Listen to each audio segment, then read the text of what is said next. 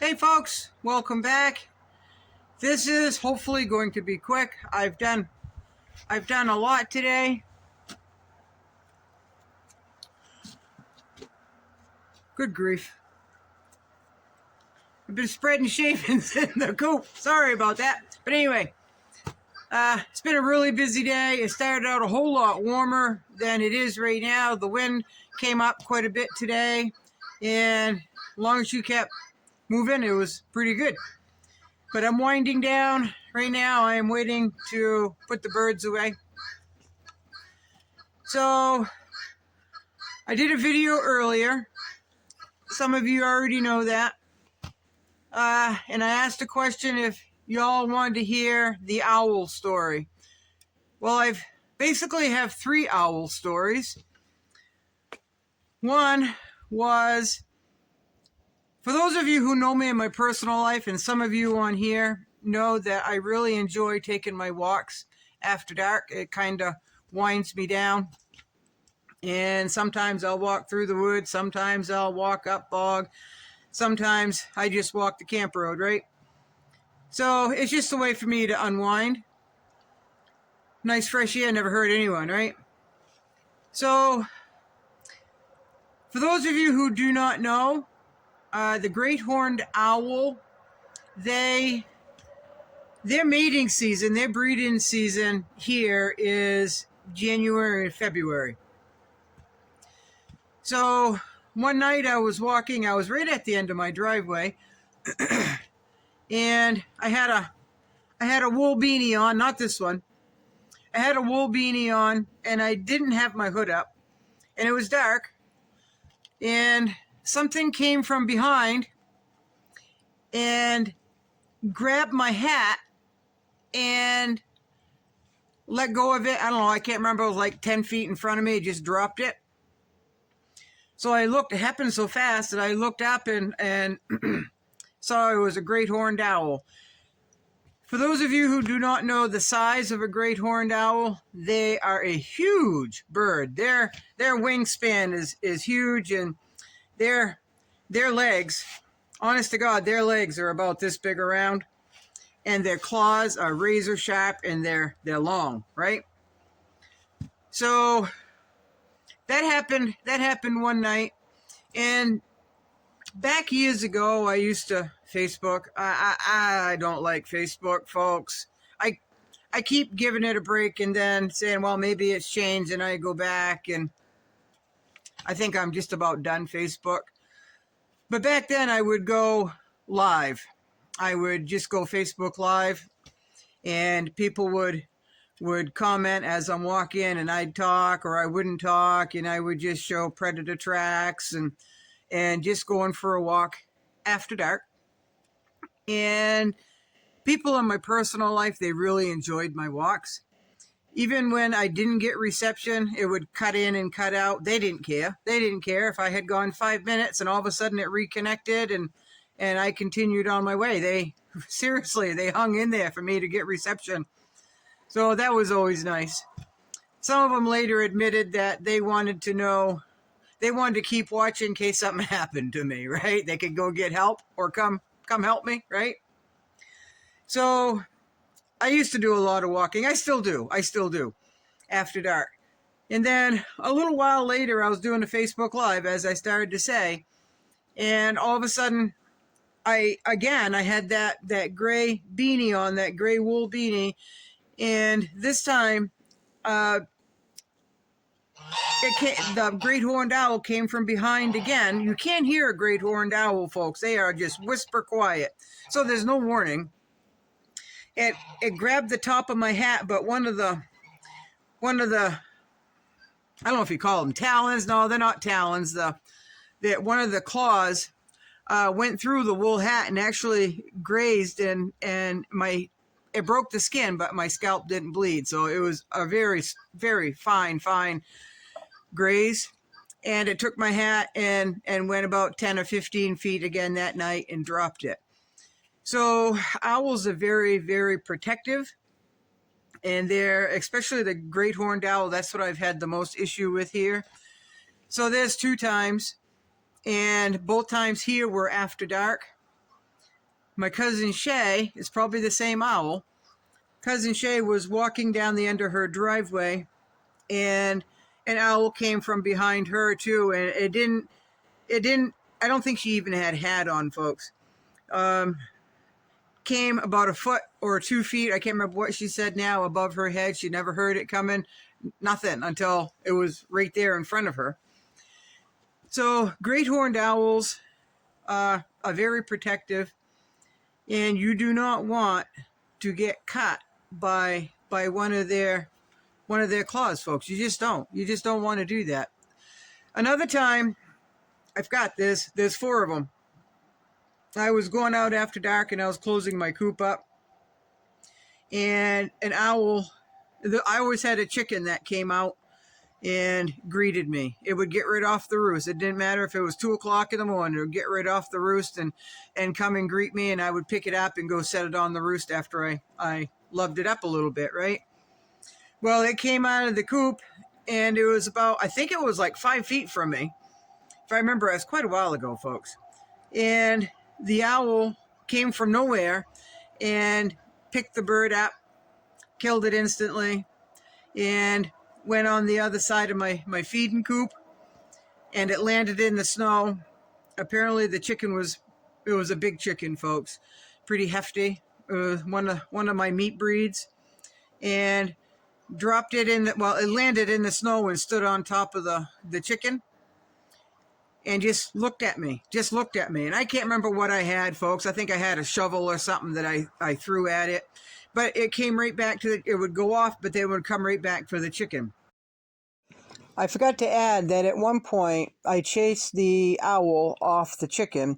I went over and grabbed the chicken. The owl came back at me from behind.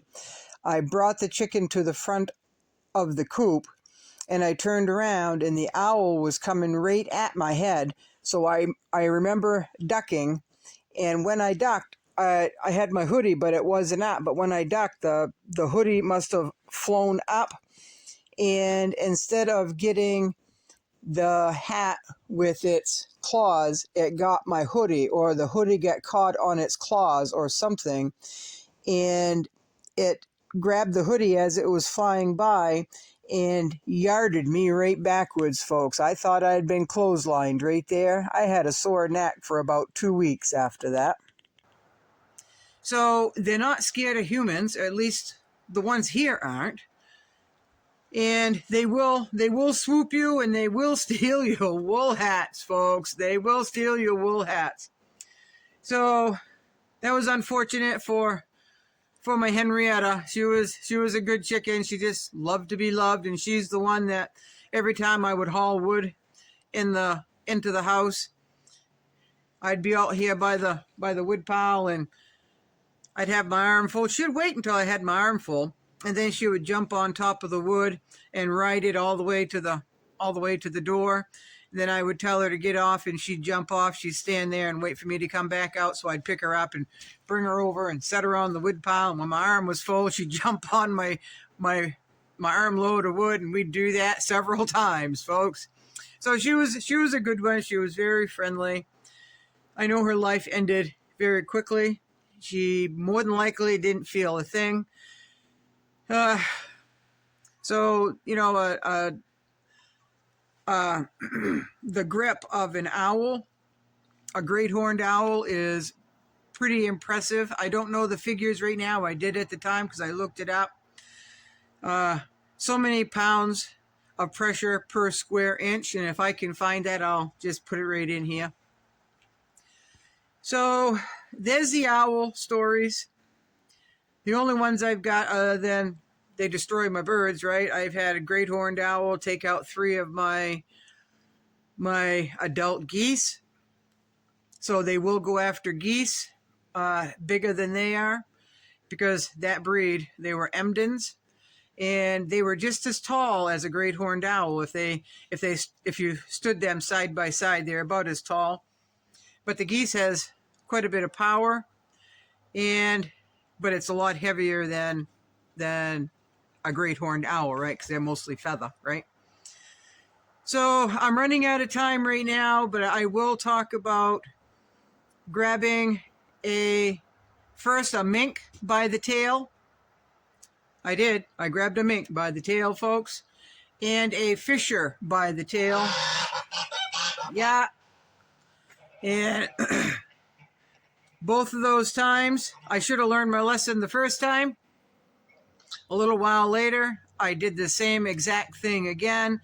Should have learned my lesson that time, and I did. So I'll let you know the story. You do not grab a mink or a fisher by its tail, folks.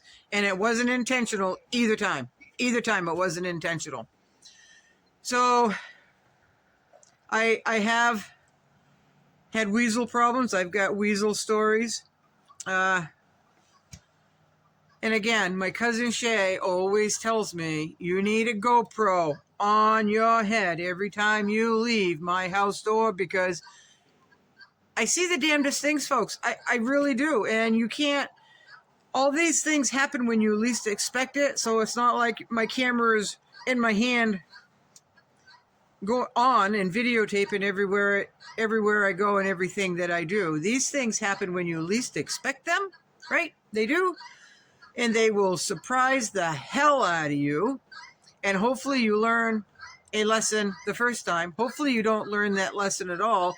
Hopefully, by me telling you these predator stories that you folks want to hear, maybe you'll be wise and have it not happen to you at all, because maybe I've learned the lesson for you. Hopefully I have. So there's a mink story, there's a fisher story, there's a weasel story.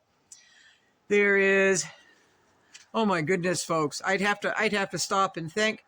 There's a lot of encounters here that I've had. You all know about. If you've watched me for any length of time, you've already watched or listened to the black bear encounters, right?